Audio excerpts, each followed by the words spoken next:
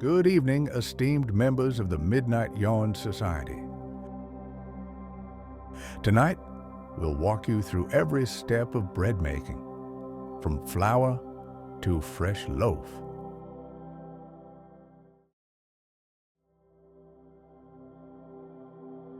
We begin with the cultivation of wheat, a cornerstone of global agriculture and one of humanity's oldest and most vital crops. This process, which has sustained civilizations for millennia, is a meticulous dance between nature and human ingenuity, initiated by the careful sowing of seeds into prepared fields during the autumn or spring seasons. The choice between these planting windows is not arbitrary, but is dictated by the specific varietal requirements of the wheat being cultivated. Winter wheat, for instance, is sown in autumn, leveraging the cooler months to establish robust root systems before entering a period of dormancy during winter. Spring wheat, on the other hand, is planted as the soil warms, avoiding the harsh cold, but requiring a faster growth cycle to mature before the heat of summer peaks. The journey of wheat begins with germination, a miraculous transformation where the seed, nestled in the soil, awakens under the perfect alchemy of moisture and temperature. The soil must be neither too dry nor waterlogged, as both extremes can stifle the seedling's emergence. With adequate hydration and a soil temperature between 54 degrees Fahrenheit and 77 degrees Fahrenheit, 12 degrees Celsius to 25 degrees Celsius, the seed breaks its dormancy, sending out a radicle, the first delicate root, to anchor itself and absorb nutrients. Soon after, the coleoptile, a protective sheath, pushes upward, breaking through the soil surface to unfurl the first tender leaves. These initial stages are precarious, vulnerable to pests, diseases, and unpredictable weather, yet they set the foundation for the plant's entire life cycle. Over the next several months, the wheat plant undergoes a series of growth stages, each critical to its development. The tillering phase follows germination, where the plant produces multiple shoots from its base, increasing its yield potential. During this time, the root system expands aggressively, delving deeper into the soil to access water and nutrients, particularly nitrogen, phosphorus, and potassium, which are essential for vigorous growth. The foliage, a lush green canopy, undergoes photosynthesis, converting sunlight into the energy needed for further growth. This stage is highly sensitive to environmental conditions. Insufficient nitrogen leads to stunted growth, while excessive rainfall can promote fungal diseases like rust or powdery mildew. As the days lengthen and temperatures rise, the wheat transitions to the stem elongation phase, where the stem grows rapidly, lifting the developing grain head skyward. This period, known as jointing, is followed by booting, where the flag leaf, the final and most critical leaf, unfurls to support the burgeoning spike. The emergence of the head marks the beginning of the reproductive stage, where flowering occurs and pollination takes place. Wheat is primarily self-pollinating, with the anthers releasing pollen directly onto the stigma within the same floret. Successful fertilization leads to grain formation, where each fertilized ovary develops into a kernel, filling with starches, proteins, and nutrients over the next few weeks. The rate of growth and ultimate yield are influenced by a symphony of factors, none of which can be taken for granted. Soil composition plays a pivotal role. Loamy soils with good drainage and organic matter are ideal, while heavy clay or sandy soils require careful management. Precipitation must be timely. Too little, and the plants suffer drought stress. Too much, and root rot or lodging, where stalks collapse, becomes a risk. Sunlight exposure is equally critical, as wheat thrives under full sun, with cloudier regions often producing weaker crops. Farmers must also contend with pests like aphids and Hessian flies, as well as weeds that compete for resources, necessitating strategic use of crop rotation, herbicides, or integrated pest management. Yet, despite these challenges, wheat cultivation remains a testament to agricultural predictability. Modern farming techniques, precision planting, soil testing, optimized irrigation, and disease-resistant varieties have refined the process, allowing farmers to anticipate growth patterns with remarkable accuracy. From the humble sowing of a seed to the golden waves of grain swaying in the wind, the cultivation of wheat is a story of patience, science, and harmony with the land, one that continues to feed billions across the globe.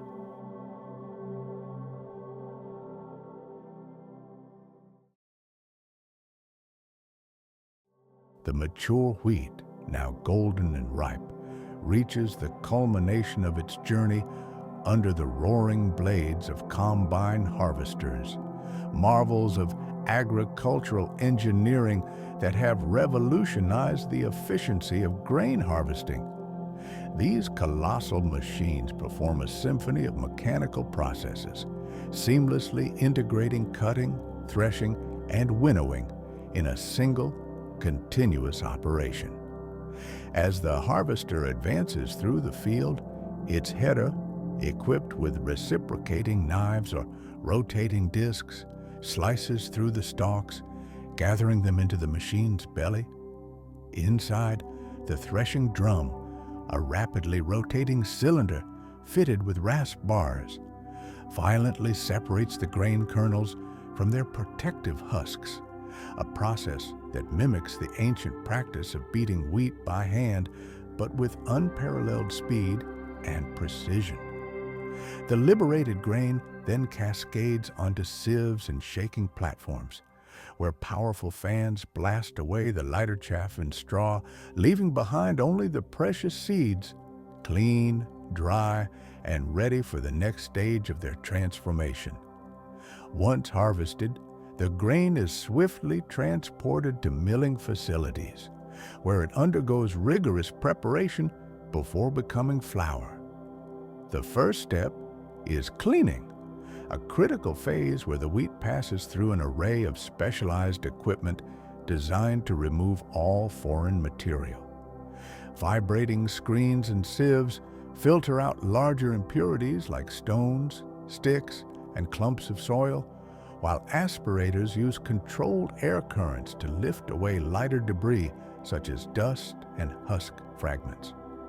More sophisticated methods like magnetic separators ensure even the tiniest metal contaminants, perhaps a stray bolt from farm machinery, are extracted. This meticulous purification guarantees that only the highest quality grain proceeds to the next stage, free from anything that might compromise the flour's purity or safety. The cleaned wheat then undergoes tempering, a carefully controlled process where moisture is added to the grain and allowed to equilibrate for a period ranging from a few hours to a full day.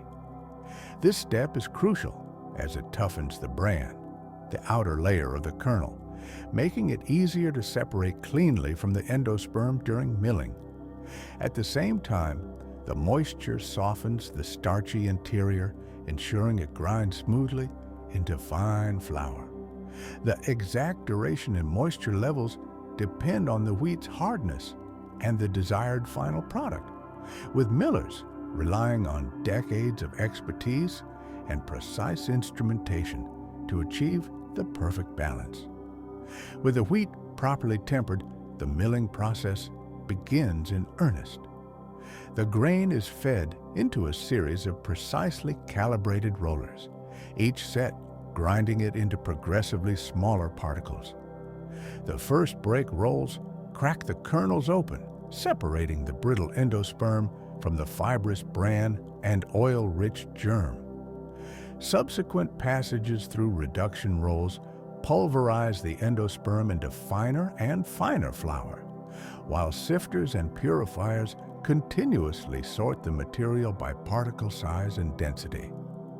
In the production of refined white flour, the bran and germ are systematically removed, leaving only the pure starchy endosperm, valued for its smooth texture and long shelf life. For whole wheat flour, all components are retained, ensuring the final product is rich in fiber, vitamins, and minerals.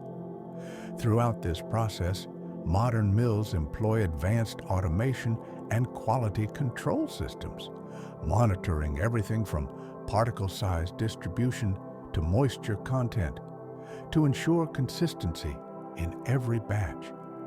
From the rhythmic hum of the combine harvester to the whirring rollers of the mill, each step in this journey transforms a humble grain into a versatile staple that sustains civilizations. Whether destined for artisanal bread, delicate pastries, or everyday household use, the flour that emerges is a testament to human ingenuity, a perfect marriage of age-old agricultural wisdom and cutting-edge technology. The resulting flour, now a fine, uniform powder, becomes the foundation of one of humanity's most cherished staples, bread. This transformation begins when the flour is carefully combined with water, yeast, and salt in meticulously predetermined ratios, each ingredient playing a critical role in the alchemy of dough formation. The flour provides the structural backbone, its proteins, gliadin and glutenin, destined to form the elastic matrix of gluten. Water, the universal solvent, activates these proteins and hydrates the starch granules, while salt not only enhances flavor, but also regulates yeast activity and strengthens the gluten network. And then there's the yeast, a microscopic fungal powerhouse that breathes life into the dough, converting sugars into the gases that will lift and aerate the final product. The mixing process is where the magic of gluten development begins. As the ingredients are kneaded, whether by hand in a time-honored tradition or by the mechanical arms of a modern mixer, the proteins in the flour uncoil and intertwine, forming long, elastic strands.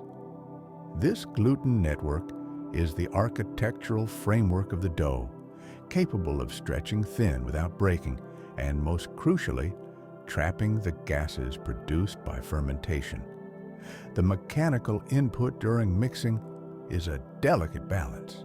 Too little, and the gluten remains underdeveloped, resulting in a dense, crumbly loaf. Too much, and the dough can become overworked, leading to a tough, chewy texture. The ideal dough reaches a state of smooth, supple elasticity, a sign that it's ready for the next transformative stage, fermentation. The dough then enters bulk fermentation, a quiet yet dynamic period of rest, typically lasting between 1 to 3 hours, during which the true artistry of bread making unfolds. Held at controlled temperatures between 22 to 26 degrees Celsius, 72 to 79 degrees Fahrenheit, the dough becomes a living ecosystem where yeast, a master of biochemical transformation, metabolizes the available carbohydrates. These sugars, either naturally present in the flour or released by enzymatic activity, are broken down into carbon dioxide and ethanol through the process of alcoholic fermentation. The CO2 inflates the dough like a balloon, while the ethanol contributes subtle flavor compounds that will later enrich the bread's aroma. Simultaneously, lactic acid bacteria, often present in the environment or introduced via pre-ferments like sourdough starter, produce lactic and acetic acids, further developing the dough's flavor profile and acidity. But fermentation is not merely a waiting game. It's a carefully monitored process where time, temperature, and microbial activity intersect. A cooler environment slows fermentation, allowing for more complex flavors to develop, while warmer temperatures accelerate yeast activity, ideal for quicker production. Skilled bakers monitor the dough's progress through visual and tactile cues, a slight doming of the surface, a web of bubbles visible just beneath the skin, and a gentle resistance when pressed with a finger. This phase may also include periodic folds, where the dough is gently stretched and turned to redistribute gases, strengthen the gluten, and ensure even fermentation. The result is a dough that has matured in flavor, structure, and volume, poised for shaping and final proofing before it meets the heat of the oven. In this way, what begins as a simple mixture of flour, water, yeast, and salt evolves into a living, breathing entity, a testament to the interplay of biology, chemistry, and craftsmanship. From the molecular dance of gluten formation to the silent work of microscopic organisms, each step is a tribute to the timeless tradition of turning grain into sustenance, a process as old as civilization itself, yet perfected over millennia. Following fermentation, when the dough has reached its peak of flavor development and gas retention, it undergoes a transformative process of division and shaping, a crucial step that bridges the art and science of bread making. Using precision scales or skilled hands, the dough is divided into uniform portions, ensuring consistency in both baking performance and final product presentation. This step is far more than mere portioning. It requires careful handling to preserve the delicate gas structure painstakingly developed during fermentation. Each piece is then gently pre-shaped, often into loose rounds or cylinders, allowing the gluten network to relax briefly before the final forming process. The actual shaping of the loaves is where the baker's expertise truly shines. Through a series of deliberate folding, rolling, and tensioning motions, the dough is coaxed into its destined form. Whether a rustic boule, an elegant batard, or a classic baguette, each motion serves a purpose. Folds incorporate layers that will later expand into an open crumb, while surface tension created by stretching and sealing the dough ensures an even rise and a beautifully taut crust. The baker's hands become instruments of precision, applying just enough pressure to structure the loaf without degassing it. For enriched doughs containing butter, sugar, or eggs, shaping requires additional finesse to manage their softer consistency while maintaining integrity. These shaped units then enter what is perhaps the most critical waiting period, proofing, the final rise where the loaves complete their transformation before baking. This stage occurs in a carefully controlled environment, typically maintained at 28 to 32 degrees Celsius, 82 to 90 degrees Fahrenheit, with relative humidity between 75 to 85%. Such conditions are meticulously managed because even slight deviations can dramatically affect the outcome. Professional bakeries use specialized proofing cabinets, while artisanal bakers might create microclimates with steam trays or damp cloths. The humidity serves multiple vital functions. It prevents the formation of a dry skin on the dough surface that could inhibit expansion, allows for proper gluten relaxation, and contributes to eventual crust characteristics. The proofing duration represents a complex equation of variables: dough composition, pre-ferment percentage, ambient conditions, and desired final product characteristics all factor into the timing. A lean sourdough might proof slowly over several hours to develop complex acidity, while a commercial white loaf may proof rapidly in just 45 minutes. The baker monitors progress through multiple indicators: visual volume increase, typically 1.5 to 2 times the original size; the finger test, where a gentle poke should leave a slight indentation that slowly springs back; and the overall lightness of the loaf. The window of perfect proofing is narrow. Underproofed dough will lack volume and have a dense crumb, while overproofed dough becomes fragile and may collapse, having exhausted its fermentable sugars. As proofing concludes, the dough reaches its optimal state, fully aerated, yet retaining enough structural integrity to withstand the transfer to the oven. The gluten network, now at its most elastic, has created thousands of microscopic chambers filled with CO2, while enzymatic activity has produced a complex array of flavor precursors.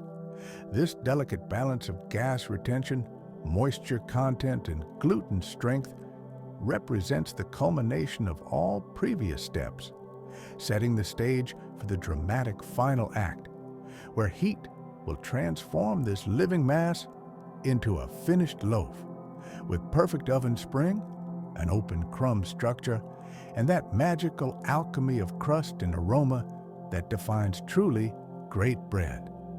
We begin with the critical transition from proofing to baking, where the carefully nurtured dough meets the transformative power of heat. The proofed dough is gently loaded into an oven preheated to between 190 to 230 degrees Celsius, or 375 to 450 degrees Fahrenheit, a temperature range carefully selected to optimize the complex series of physical and chemical changes about to occur. This moment marks the dramatic finale of the bread-making process, where multiple simultaneous transformations interact to create the finished loaf. As the dough first encounters the intense oven heat, a phenomenon called oven spring occurs. This rapid initial expansion happens because the remaining active yeast experiences a final burst of metabolic activity, producing one last surge of carbon dioxide before being thermally inactivated at around 50 to 60 degrees Celsius. Simultaneously, existing gases in the dough expand according to Charles's law of thermodynamics, and water begins vaporizing into steam. These combined forces cause the dough to increase in volume by up to 30% within the first 5 to 10 minutes of baking, creating the prized light, airy texture of well-made bread. At the molecular level, two crucial structural changes begin unfolding in sequence.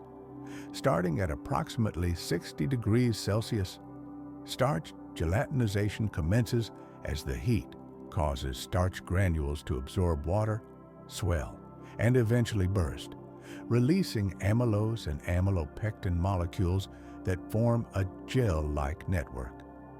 This process continues until about 85 degrees Celsius and is responsible for much of the bread's final texture. Meanwhile, between 70 to 90 degrees Celsius, the gluten proteins that have provided the dough's elasticity undergo coagulation, permanently setting the bread structure as the protein strands denature, and form rigid crosslinks. While these internal changes occur, equally important reactions shape the bread's exterior. The Maillard reaction, a complex network of chemical interactions between amino acids and reducing sugars, begins at around 140 degrees Celsius and accelerates with increasing temperature. This process generates hundreds of aromatic compounds that contribute to the bread's characteristic crust color and rich, complex flavors. Concurrently, caramelization of sugars occurs at temperatures above 160 degrees Celsius, producing additional color and flavor molecules, while contributing to the crust's sweetness and crisp texture. The interplay between moisture loss and surface reactions creates the fundamental contrast between crust and crumb. As the outer layers of dough lose moisture to evaporation, their surface temperature rises more quickly than the interior, enabling the browning reactions, while the inner crumb remains protected by the bread's insulating properties. Steam injection in professional ovens or home baking techniques like Dutch ovens optimize this process by delaying crust formation and allowing maximum oven spring. These transformations occur in precise sequence yet overlap temporally, creating the perfect loaf through the coordination of biochemical, physical, and thermal processes. The baker's control of oven temperature, baking time, and steam management serves to balance these competing reactions, culminating in bread with optimal volume, texture, flavor, and keeping qualities. From the initial oven spring to the final setting of the crumb structure, each stage of baking represents a critical link in the chain that transforms simple ingredients into one of humanity's most fundamental and beloved foods. The baking process reaches its conclusion as the perfectly bronzed loaves emerge from the oven.